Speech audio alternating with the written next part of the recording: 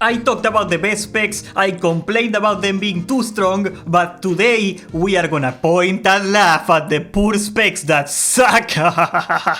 This is the worst specs, Season of Discovery. You play them, you lose.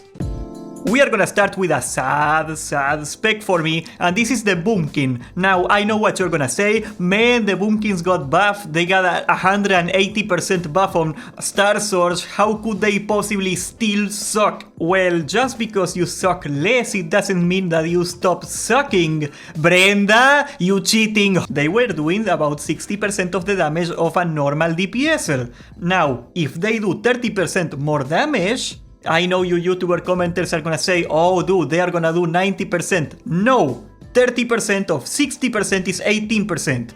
They do 78% of the damage of a real DPSer. So that still sucks, homie.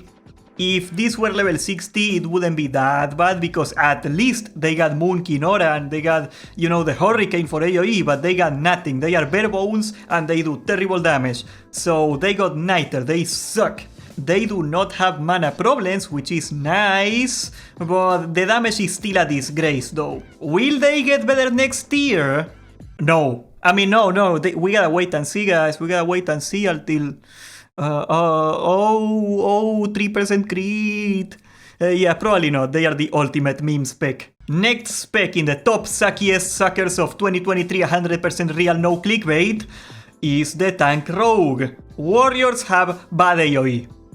Rogues have no AoE. But bro, they have a high dodge chance. Yes, they have a wacky 60% avoidance at some points, which is pretty insane, yes. And the problem is that they got nothing beside that.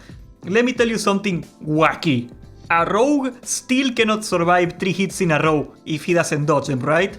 What does it mean? With a 40% chance, that means you have a 6.4% chance of getting hit 3 times in a row. What does that mean? It means that if the boss parries you and he gets parry hasted, there is a 6.4% chance that you're gonna get one-clapped. What kind of idiot would design a tank to have a 6.4% of dying every time he gets parried? Does that make it unplayable, you may ask?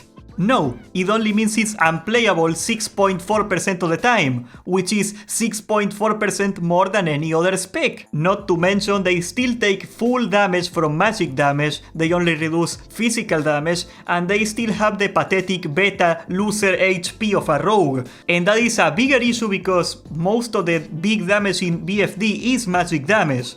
It is annoying enough when your DPS get one-shot by Gamura, but now the tank can get one-shot by Gamura. And yes, I will be the first to say that in BFD, threat is way more important than being tanky, and rogues do pump a decent amount of single target threat, pretty good one actually, but at some point you gotta draw a line.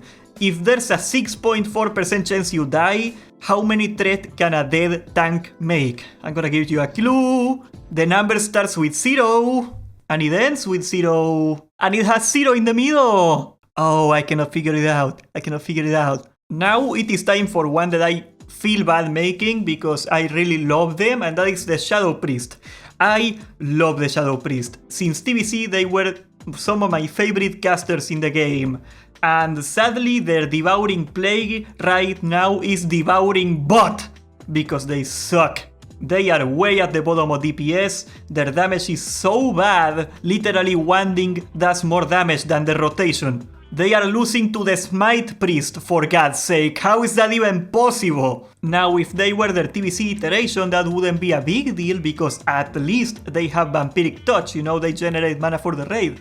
The thing is, for whatever reason, we never got that rune in Season of Discovery. We might later, but not yet. They have no important utility anymore, not even Shadow Weaving, you know, Shadow Weaving, the thing to buff shadow damage for the Warlocks. It doesn't exist yet, it's not in the talents yet. And let it be known, even if they did have it, Shadow Weaving is not gonna matter much in a 10-man where you only got one Warlock, right?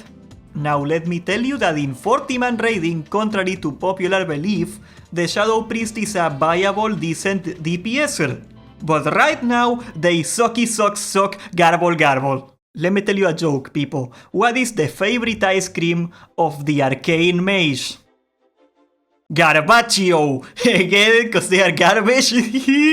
Ever since they got nerfed to the ground in week 1, they have been in a terrible spot. They can't seem to get it right anymore. Don't get me wrong. In dungeons, they are pretty fun. I love them because the extra healing is neat and they do decent AoE, so it's pretty cool. The problem is that in a raid environment, they are almost useless. Frost has better control, Fire has much better damage, and they both heavily outperform Arcane in single target. Now this is a relative kinda sucking, because for all their flaws they have not nearly as bad a DPS as, let's say, the Shadow Priest.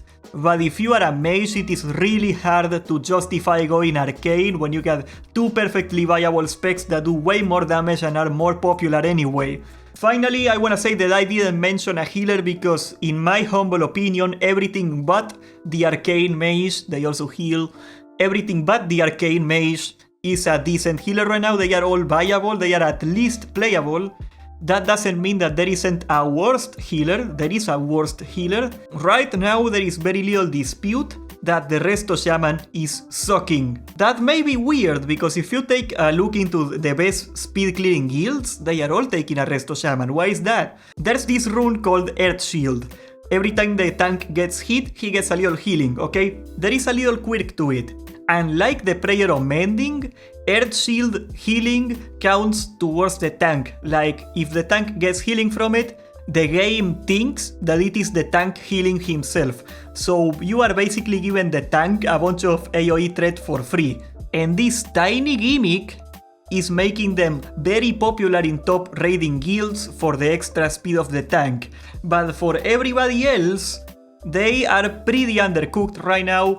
The problem is not a big one, the problem is that they do not have chain heal yet, okay? Imagine if you're playing a Frost Mage that didn't have Frostbolt. That's basically the Resto Shaman right now. They are missing their main, most important heal. In any context, the Resto Shaman is excellent, but since they do not have chain heal yet, they are inferior to most other healers in pretty much any scenario, including the Holy Paladin, which is also underperforming a little bit. I plan to roll a Resto Shaman because I do like the Resto Shaman, but I am waiting for the next tier for that very reason. It's not very fun without chain heal. It's like you're playing a crappier druid. However, I gotta say that for the most part, the game is pretty balanced right now. There is what? 4 specs that really suck?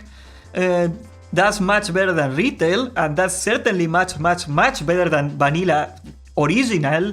So hopefully Blizzard is gonna give some classes some love that they need, and some of them are gonna work themselves out. I don't think the rogue is gonna work itself out. It really sucks. It needs a huge overhaul to work. There is only 4 classes that I would not recommend you to play. That's pretty good. I've been trying to convince Classic Go to convert to the Church of the Bear, to no avail. And if you want to convert into the Church of the Mexican Catfish, you better subscribe, leave a like, join the Discord, and thank you for watching!